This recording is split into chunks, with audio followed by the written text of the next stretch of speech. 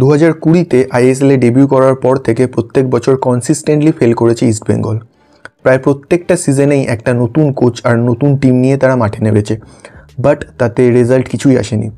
2024-25 ISL সিজনে তারা যা টিম বানিয়েছিল তাতে ফ্যান্সদের মনে আশা জেগেছিল। ISL golden boot winner Diamantakos, top assist provider Madih Talal, সাথে ক্লেটন সিলভা, নন্দকুমার, তার উপরে আনোয়ার আলীকে প্রতিবেশী ক্লাব থেকে ছিনিয়ে নেওয়ার বাজি, সব মিলিয়ে একটা পজিটিভ ভাইব নিয়ে লিগ সিজন স্টার্ট করবে ভেবেছিল লাল হলুদ। But at the end of the season তেমন কিছুই চেঞ্জ হলো না তাদের জন্য।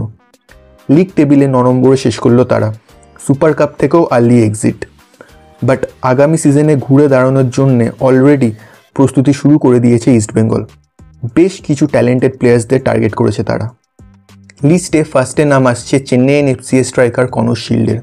তার কারেন্ট ক্লাবের সাথে তার কন্ট্রাক্ট শেষ হয়ে গেছে, so the footballer is free now. ইস্টবেঙ্গলের টেকনিক্যাল ডাইরেক্টর থাংবই সিং তো শিল্ডকে তাদের প্রাইম টার্গেট করেছেন। লাস্ট সিজনে চেন্নাইয়ের হয়ে 21 ম্যাচে 8টা অ্যাসিস্ট করেছেন শিল্ড, সাথে 66টা চান্স ক্রিয়েট করে লিগের হাইয়েস্ট চান্স ক্রিয়েট করার রেকর্ডও করেছেন এই স্কটিশ। দ্যাট ইজ ওয়াই তিনি আইএসএলের টিম অফ দ্য সিজনেরও পার্ট ছিলেন। লাস্ট সামার ট্রান্সফার উইন্ডোতে সিজনে 10টা অ্যাসিস্ট করা মাদি তালালকে সাইন করিয়েছিল ইস্টবেঙ্গল, আর এবারে ফের একবার আরও একজন টপ অ্যাসিস্ট প্রোভাইডারকে সাইন করার দৌড়ে নেমে পড়েছে লাল হলুদ। এবারে ইস্টবেঙ্গল ছাড়াও বেঙ্গালুরু এফসিও একটা বিগ ফ্যাট অ্যামাউন্ট নিয়ে টার্গেট করেছে শিল্ডকে। তার প্রেজেন্ট ক্লাবও তাকে রিটেন করতে চায়, বাট কনর শিল্ড তার প্রেজেন্ট ক্লাবে থাকা নিয়ে অতটা ইন্টারেস্ট নন। এবারে বেঙ্গালুরু আর ইস্টবেঙ্গলের মধ্যে শিল্ডকে নেওয়ার দৌড়ে কে যেতে সেটা আগামী কিছুদিনের মধ্যেই জানা যাবে। ফরেনার্সদের মধ্যে কনর শিল্ড ছাড়া বসুন্ধরা কিংসের 30 বছর বয়সী ডিফেন্সিভ মিডফিল্ডার আশরাফ গাফুরভের সাথেও নাকি কথা চলছে ইস্টবেঙ্গলের।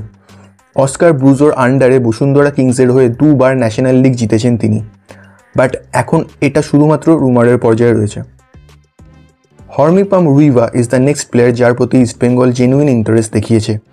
কেরালা ব্লাস্টার্সের 24 বছর বয়সী সেন্টার ব্যাক। 2027 মে অবধি কেরালা ব্লাস্টার্সের সাথে তার কন্ট্রাক্ট আছে, বাট কেরালা ব্লাস্টার্স তাকে রিলিজ করতে ইচ্ছুক। তাই নেগোসিয়েশন ঠিকঠাকভাবে এগোলে হর্মিপামের সাইনিং নিয়ে খুব একটা প্রবলেম হওয়ার কথা নয়। রুইভা ছাড়া রিয়াল কাশ্মীরের 23 বছর বয়সী মিডফিল্ডার রামদিনা রাল্টের প্রতি ইন্টারেস্ট দেখিয়েছে ক্লাব। এখন ইস্টবেঙ্গল ছাড়াও মুম্বাই সিটি এফসি আর হায়দ্রাবাদ এফসিও তার প্রতি ইন্টারেস্ট দেখিয়েছে। দেয়ার আর হাই চান্সেস যে রামদিনা মুম্বাই সিটি এফসিতে সাইন করতে পারে। এবারে এমসিএফসি এর বিপিন সিংকে নিয়ে ইস্টবেঙ্গল আর কেরালা ব্লাস্টার্সের মধ্যে টানাটানি চলছে। ইয়ারের শুরুতে তার কেরালা ব্লাস্টার্সে সাইন করার পসিবিলিটি বেশি ছিল, বাট রিসেন্টলি ইস্টবেঙ্গল বিপিনের প্রতি নিজেদের ইন্টারেস্ট বাড়িয়েছে।